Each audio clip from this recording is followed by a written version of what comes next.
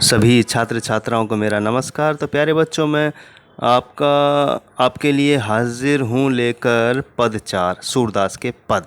अभी तक हमने सूरदास जी के 3 पदों के अर्थ समझे और कुछ महत्वपूर्ण बिंदुओं पर भी चर्चा की, उनको भी हमने समझा जो कि आपकी बोर्ड की परीक्षा से संबंधित थे।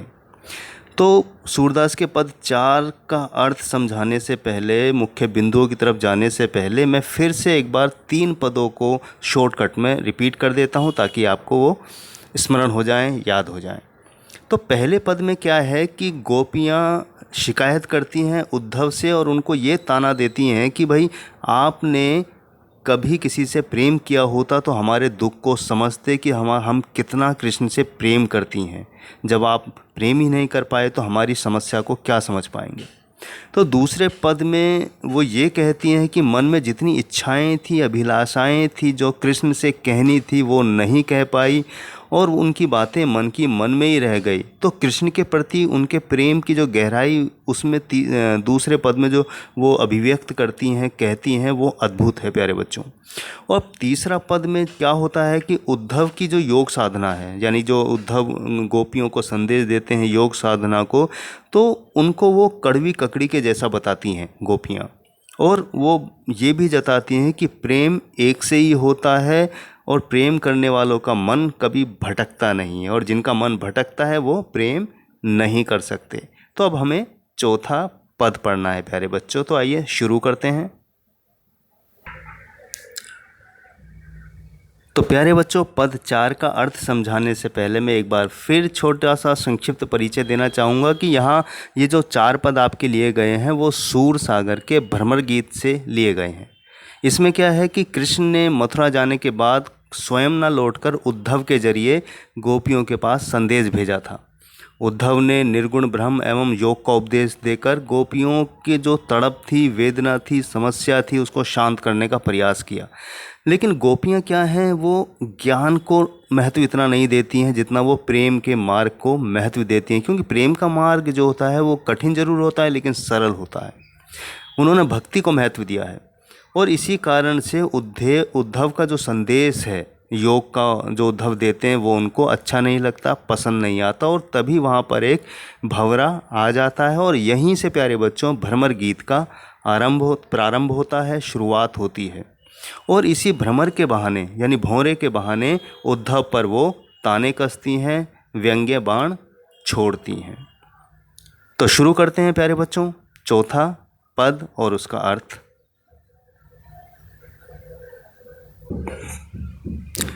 तो प्यारे बच्चों शुरू करते हैं पद 4। हरि है राजनीति पढ़ी आए, समझी बात कहत मधुकर के समाचार सब पाए।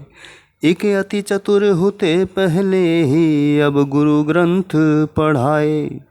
बड़ी बुद्धि जानी जो उनकी जोग संदेश पठाए। ऊधो भले लोग आगे के परहित डोलत धाए।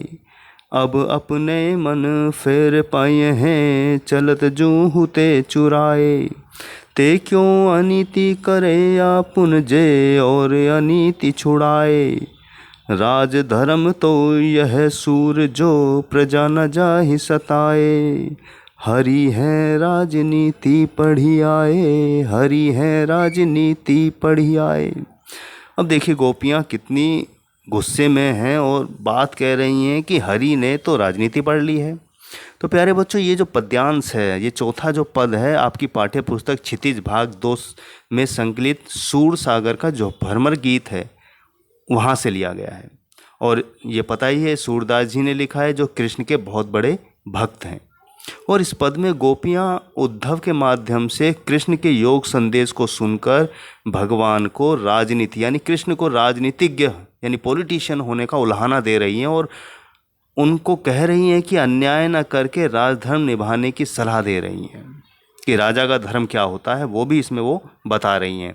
तो गोपियाँ कहती हैं इसमें कि हरि है राजनीति पढ़ी आए, समझी बात कहत मधुकर के समाचार सब पाए। कि गोपियाँ कह रही हैं कि कृष्ण तो किसी राजनीतिक यानी पॉलिटिशियन की तरह हो गए हैं जो खुद ना आकर उद्धव को भेज दिया है ताकि यहाँ बैठे बैठे ही गोपियों का सारा हाल जान लें, समझ लें।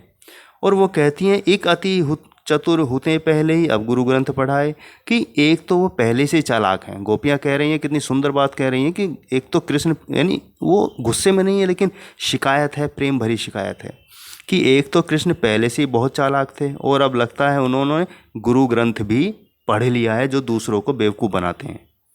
फिर कहती हैं बड़ी बुद्धि जानी जो उनकी जोग संदेश पठाए, और कृष्ण ने बहुत अधिक यानी कुछ ज़्यादा ही बुद्धि का इस्तेमाल कर लिया है जो गोपियों के लिए प्रेम का संदेश भेजा है।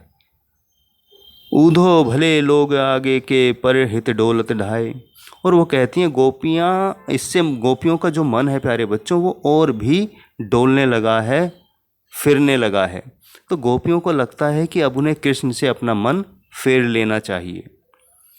तो यहाँ कह रहे हैं कि ऊधो भले लोग पहले के परहित डोलत ढाए, कि पहले के जो लोग थे बड़े भले और अच्छे होते थे जो दूसरों की भलाई के लिए काम करते थे। अब अपने मन फेर पाइए चलत जो हुते चुराए। वो कहने लगी हैं गोपियाँ कृष्ण से, यानी उद्धव के बहाने से कह रही हैं कि अब हम उन्हें कृष्ण से अपना मन फेर लेना चाहिए, यानी उनसे अब मुंह फेर लेना चाहिए, क्योंकि कृष्ण अब उनसे मिलना ही नहीं चाहते।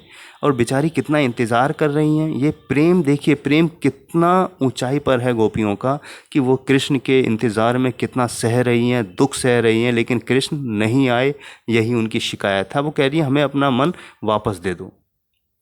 फिर कहती हैं ते क्यों अनीति करे आपुन जे और अनीति छुड़ाए, कि आप तो अत्याचारियों को कुचलने गए थे मथुरा, अत्याचारियों को नष्ट करने गए थे, लेकिन आप तो खुद ही अत्याचार करने लग गए हैं, यानी कि प्रजा को सताने लग गए हैं, यानी गोपियों को वो सता रहे हैं। फिर वो अंत में कहते हैं कि राज धर्म तो यह सूर जो प्रजा न जा ही सताए। और असली राजधर्म क्या है? गोपियाँ कृष्ण को उद्धव के माध्यम से कह रही हैं अपनी बात, कि असली राजा का धर्म वो होता है जो प्रजा को सताए नहीं बल्कि प्रजा की रक्षा करे, उनके दुख सुख में हमेशा साथ रहे, हमेशा उनकी मदद करे। तो देखिए कितनी सुंदर शिकायतें हैं, क्योंकि प्रेम जब बहुत गहरा होता है तो वहाँ नफ़रत नहीं होती, केवल शिकायतें होती हैं, और शिकायतों में भी बहुत ही प्रेम भरा होता है। ये आप इस पद के माध्यम से समझ सकते हैं। तो प्यारे बच्चों, पद 4 से संबंधित जो मुख्य बिंदु इस पद 4 के हैं वो भी हम पढ़ लेते हैं। कि जब कृष्ण ने उद्धव को योग का संदेश देकर भेजा तथा स्वयं आने की बात कहकर स्वयं नहीं आए, तो गोपियों को लगा कि कृष्ण राजनीति में पारंगत यानी कि कुशल हो गए हैं। गोपियाँ उद्धव से कहती हैं कि आप जाकर श्री कृष्ण को यह संदेश दीजिए कि जब गोकुल से मथुरा गए तो हमारा हृदय भी साथ ले गए थे, वह हमें वापस कर दे। वे अत्याचारियों को दंड देने के लिए गोकुल से मथुरा गए थे, लेकिन वे खुद ही अत्याचार करने लगे हैं, यानी गोपियों पर अत्याचार करने लगे हैं। वो इंतज़ार कर रही हैं और वो नहीं आ रहे हैं। अंतिम बिंदु है कि गोपियों के अनुसार सच्चा राजधर्म प्रजा पालन तथा प्रजा के सुखों को ध्यान में रखकर उन्हें ना सताने में है, यानी कि राजा का असली धर्म है प्रजा की रक्षा करे, उनके सुखों का ध्यान रखे। तो प्यारे बच्चों, आपने पद का, चारों पदों का अर्थ और आज चौथे पद का अर्थ भी समझ लिया, मुख्य बिंदु भी आपने समझ लिए। इन्हीं को अच्छे से आप कर लेते हैं तो परीक्षा में इससे संबंधित कोई भी प्रश्न आता है आप बहुत सरलता से कर देंगे। तो अंत में मैं एक बार सूरदास जी का परिचय फिर से रिपीट कर देता हूँ ताकि आपके मस्तिष्क में या स्मरण रहे, वो याद रहे। सूरदास हिंदी साहित्य में भक्ति काल की सगुण शाखा के कवि हैं। बेटा, सगुण जो होता है जो गुण के सहित होता है, यानी जो दिखाई देता है, और निर्गुण वो होता है जो दिखाई नहीं देता।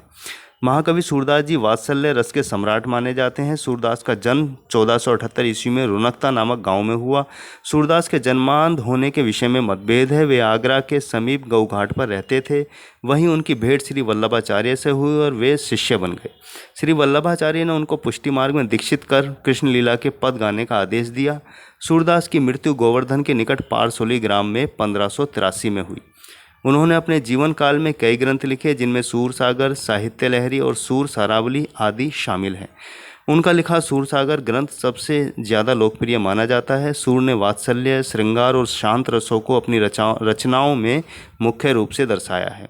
उनके अनुसार अटल भक्ति ही मोक्ष प्राप्ति का एकमात्र साधन है, यानी कि उन्होंने भक्ति को महत्व दिया और उन्होंने भक्ति को ज्ञान से बढ़कर भी माना। उन्होंने अपने काव्यों में भक्ति भावना, प्रेम, वियोग, श्रृंगार इत्यादि को बड़ी सजगता से चित्रित किया है। तो प्यारे बच्चों, सूरदास जी को पूरे विश्व में सबसे अच्छा कवि माना जाता है वात्सल्य के मामले में और भक्ति के मामले में। जितना सुंदर वर्णन उन्होंने अपनी कविताओं में कृष्ण का किया है, वैसा अन्यत्र कहीं देखने को नहीं मिलता। तो प्यारे बच्चों, आशा करता हूँ आपको सूरदास जी के पद 4 समझ आ गए होंगे। बहुत आसान हैं, सरल भी हैं। तो इसी के साथ मैं लेता हूँ विदा। मिलूँगा फिर आपके अन्य पाठ को लेकर, उसके महत्वपूर्ण बिंदुओं को लेकर। तब तक के लिए शुभकामनाएं।